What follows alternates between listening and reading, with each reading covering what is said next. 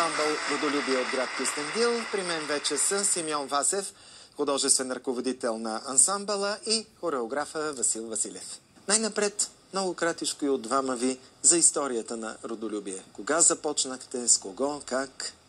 Направен е от преди 13 години с една много голяма отговорност, защото ансамбъла просто трябваше да направи възможното в Кюстендил да има наистина такъв показен ансамбъл. Ансамбъл, който е в една сериозно разгърната форма, защото имаме деца, юноши, младежи и основен състав, който е от възрастни хора, които са повече на автентични постановки и показваме това нещо, което е същинската красота на фолклора в Кюстендил и Кюстендилско. Нещо по-важно през тези творчески 13 години? Или най-важното?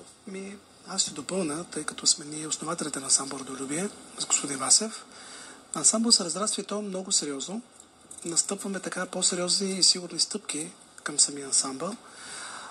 Идеята е просто да запазим, да възновим този фолклор в град Кюстендил, тъй като, знаете много добре, в град Кюстендил имаше един уникален ансамбъл и е много важно, ако може по някакъв начин да заразиме пак отново младежта, да сме в залата, да направим нещо красиво и да го заразиме на сцената. А какви хора идват да играят при вас?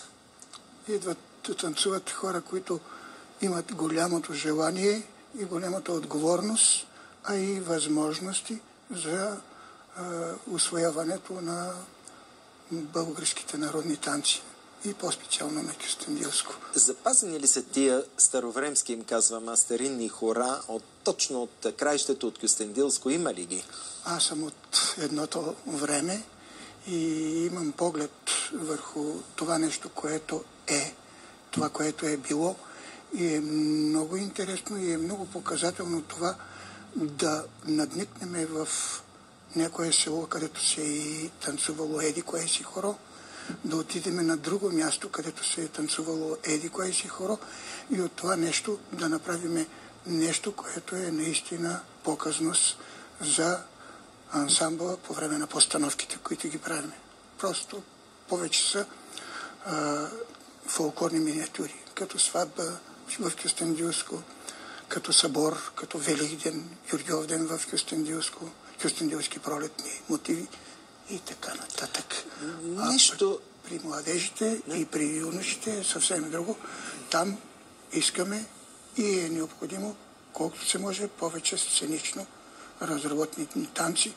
Нещо, с което мисля умело се справяме с господин Василев и доказваме възможностите на ансамбъла. Нещо за най-бляскавите изяви през годините? То всяка една изява си е бляскава.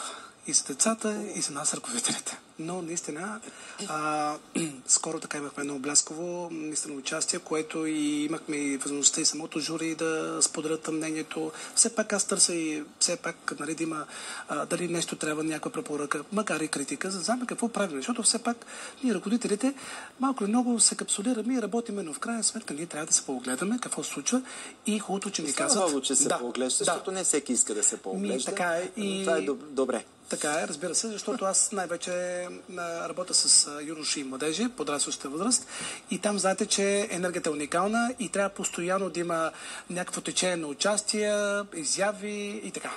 Тази година получихте една много висока и престижна награда на Националния фолклорен фестивал Фолклорен извор в село Царевец. Да. Каква точно беше наградата? Вие я обявете? Тя е много хубава тази награда, наистина. Станахме лауреати същевременно. Получихме покана от вашата телевизия, което ви чета то не е случайно. Хората ви приеха много добре. С много овации, с много адмирации. Много приятно беше, силно, завладяващо. Именно, защото ние за втора поредна година участваме в този фестивал. Миналата година получихме, но не е наградата, която е лауреат, и наистина това е един стимул за децата. Се казваме, щом сме приятели, значи продължаваме.